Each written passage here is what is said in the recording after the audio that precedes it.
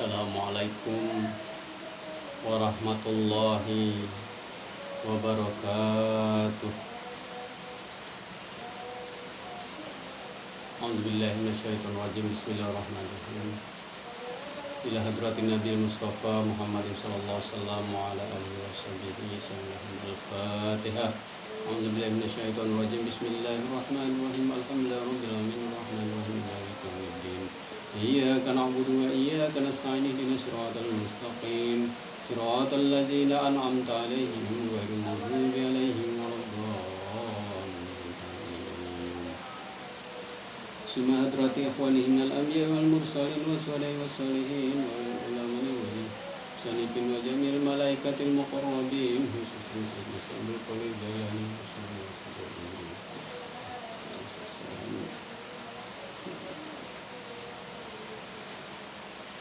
Al-Fatihah. A'udzubillahi minasyaitonirrajim. Bismillahirrahmanirrahim. Alhamdulillahirabbil alamin.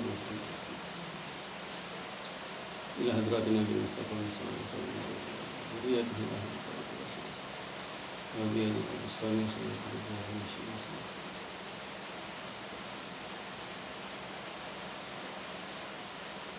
Al-Fatihah. Al-Fatihah. Alhamdulillah, puji syukur kepada Allah Subhanahu wa Ta'ala yang telah memberikan nikmat yang begitu banyak sehingga kita masih diberi kesehatan, kesempatan, nikmat iman dan Islam. Sehingga kalau kita mau menghitung nikmat Allah Subhanahu wa Ta'ala, tidaklah akan mampu kita untuk menghitungnya. Hanya kita bersyukur kepada Allah Subhanahu wa Ta'ala atas nikmat yang dianugerahkan kepada kita. Semoga Allah Subhanahu wa Ta'ala selalu mencurahkan rahmat dan berkah serta ridhonya kepada kita semua. Amin Allahumma amin. Salawat dan salam kita kirimkan kepada junjungan kita Nabi besar Muhammad sallallahu alaihi wasallam. Allahumma sholli ala sayyidina Muhammad wa ala ali sayyidina Muhammad. Al-Fatih lima ughliq wal khatimi lima sabaq.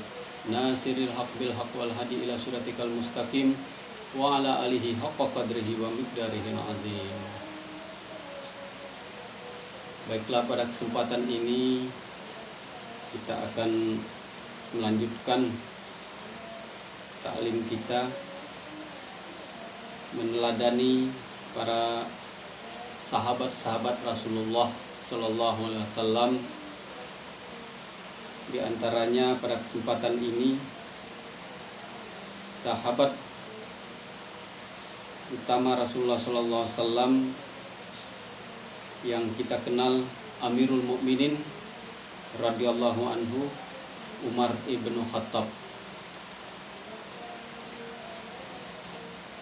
di mana dikisahkan pada suatu malam Umar ibnu Khattab mengajak istrinya untuk menolong orang yang akan melahirkan. Ketika Amirul Mukminin Umar radhiyallahu anhu memegang jabatan sebagai khalifah, beliau seringkali meronda di malam hari untuk menjaga kota. Pada suatu malam seperti biasa, Umar radhiyallahu anhu keluar pada malam hari untuk meronda. Tiba-tiba pandangan Umar tertuju ke arah sebuah kemah tua yang terbuat dari kulit unta, berdiri tegak di atas tanah yang lapang. Beliau selama ini tidak pernah melihat kemah itu. Kemudian Umar radhiyallahu anhu menghampirinya.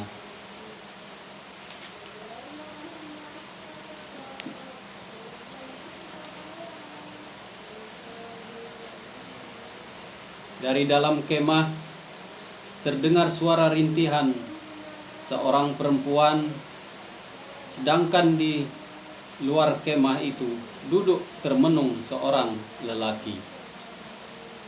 Umar pun memberi salam kepada orang itu. Assalamualaikum.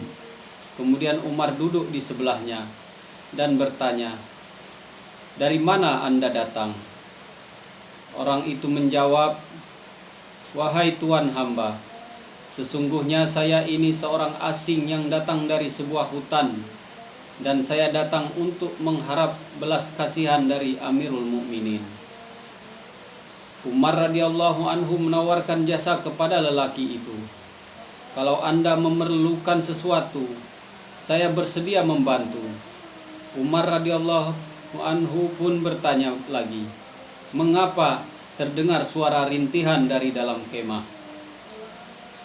Dengan penuh harapan orang itu berkata, silakan engkau pergi dan uruslah pekerjaanmu sendiri. Umar berkata lagi, tolonglah, beritahukan kepadaku, barangkali aku dapat menolongmu. Orang itu berkata, wahai saudara, jika benar saudara ingin mengetahuinya, akan aku beritahukan. Sesungguhnya yang merintih-rintih di dalam kemah tua ini adalah istri saya yang sedang mengerang kesakitan karena hendak melahirkan. Umar radhiyallahu anhu bertanya, adakah seseorang di dalam kemah ini yang sedang merawatnya? Tidak ada seorang pun, jawab orang itu. Setelah Umar radhiyallahu anhu mendengar hal itu, kemudian beliau bergegas pulang ke rumahnya, lalu memberitahukan kepada istrinya Ummu Kulsum radhiyallahu anha. Kata beliau, wahai istriku, sesungguhnya Allah Subhanahu wa taala telah membuka jalan bagimu, jalan yang mulia di sisi Allah Subhanahu wa taala, agar kamu mendapat peluang untuk berjasa malam ini. Dengan terkejut dan penuh harap, kemudian Ummu Kulsum bertanya, apa maksudmu wahai Amirul Mukminin? Umar menjawab, dengarlah istriku, di ujung sebelah sana terdapat sebuah kemah tua yang penghuninya datang dari sebuah hutan. Dan di dalam kemah itu terdapat seorang perempuan yang mengerang menahan sakit karena hendak melahirkan anaknya, tanpa seorang pun yang merawatnya. Ummu Kulsum kemudian menjawab, wahai suamiku, aku bersedia merawatnya, karena kewajibanku adalah menyempurnakan hasrat dan kesucian hati suamiku. Perlu diketahui bahwa Ummu Kulsum adalah anak perempuan Fatimah radhiyallahu anha dan cucu Nabi Muhammad sallallahu alaihi wasallam. Bukankah bagi beliau mudah saja menolak permintaan suaminya, tetapi Ummu Kulsum sanggup berkorban untuk saudaranya yang memerlukan pertolongan. Umar berkata kepada istrinya, oleh karena itu wahai istriku, bergegaslah, bawalah cerek dan sedikit mentega serta alat-alat yang diperlukan. Ummu Kulsum pun menuruti permintaan suaminya, kemudian segera menuju kemah tua itu, sedangkan Umar radhiyallahu anhu berjalan di sebelahnya. Setelah sampai, Ummu Kulsum pun masuk ke dalam kemah dan Umar menunggu di luar sambil menyalakan api untuk memasak makanan bagi kedua penghuni kemah tua itu. Sebentar kemudian terdengar Ummu Kulsum memanggil suaminya dari dalam kemah itu. Ya Amirul Mukminin, ucapkanlah tahniyah, yaitu ucapan selamat, tanda kesyukuranmu untuk saudaramu ini, karena ia telah melahirkan seorang anak laki-laki. Ketika mendengar panggilan Amirul Mukminin dari Ummu Kulsum, penghuni kemah itu merasa malu.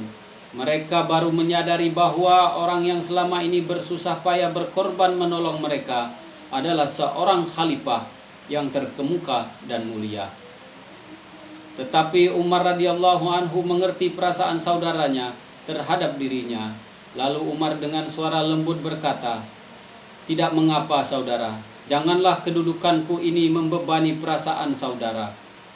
Setelah itu Umar radhiyallahu anhu meletakkan cerek air di tepi kemah itu, lalu menyuruh istrinya membawa masuk ke dalam dan memberi makanan yang telah dimasaknya tadi kepada istri penghuni kemah itu. Setelah semuanya selesai, Umar radhiyallahu anhu pun berpamitan sambil berkata, datanglah menemuiku besok, aku akan mencoba menolongmu. Hikmah dari kisah di atas. Adakah seorang raja, pemimpin suatu golongan, atau orang kaya pada masa kini yang sanggup bersusah payah berjalan di tengah gelapnya malam yang dingin hanya untuk menolong seorang yang miskin dan tidak dikenal. Umar radhiyallahu anhu dengan sukarela telah menghabiskan waktunya walau hanya sekedar menghidupkan api untuk memasak. Karena itu tinggalkanlah orang-orang kaya yang hatinya terpaut kepada kesenangan dunia sehingga tidak peduli kepada orang lain. Bahkan adakah dari kalangan ulama sekalipun yang sanggup berbuat seperti Umar radhiyallahu anhu? Kita patut menyadari sekiranya kita mengaku benar-benar mengikuti langkah mereka yang takut kepada Allah Subhanahu wa taala, bahwa sekarang ini sangat sulit ditemukan orang-orang seperti mereka. Sedangkan Umar radhiyallahu anhu beserta istrinya telah menunjukkan tauladan yang baik buat kita. Membandingkan keadaan kita dengan kisah ini, sesungguhnya kita tidak berhak menerima dan mengharapkan rahmat istimewa dari Allah Subhanahu wa taala sebagaimana yang telah dikaruniakan kepada mereka. Semoga Allah Subhanahu wa taala memberikan taufik hidayah dan inayah kepada kita untuk lebih peka, bersifat sosial, bersifat kasih sayang kepada sesama, kepada orang dikenal maupun tidak dikenal, kepada orang susah, orang miskin, fakir miskin, anak yatim dan sebagainya. Semoga kita diberi kemampuan untuk berkasih sayang, untuk saling mengasihi, untuk saling memberi, membantu yang susah, bagi yang berkelebihan rezeki, untuk dapat memberikan bantuan kepada orang-orang yang membutuhkan. Semoga kita termasuk golongan orang-orang yang suka memberi, orang-orang yang dermawan. Semoga Allah menganugerahi kita menjadi orang yang suka bersedekah, orang yang pandai bersyukur. Semoga Allah Subhanahu wa taala memberikan kepada kita rezeki yang berlimpah barokah, serta memberikan keselamatan kepada kita, kesejahteraan di dunia dan akhirat hendaknya. Amin ya rabbal alamin. Demikian, mudah-mudahan kisah ini dapat bermanfaat khususnya bagi diri saya dan keluarga, juga para pendengar sekalian dimanapun berada dan penonton sekalian. Mudah-mudahan Allah Subhanahu wa taala merahmati dan meridhoi kita semua. Amin Allahumma amin. Demikian, lebih kurang mohon maaf pada Allah, saya mohon ampun. Wabillahi taufik wal hidayah. Wassalamualaikum warahmatullahi wabarakatuh.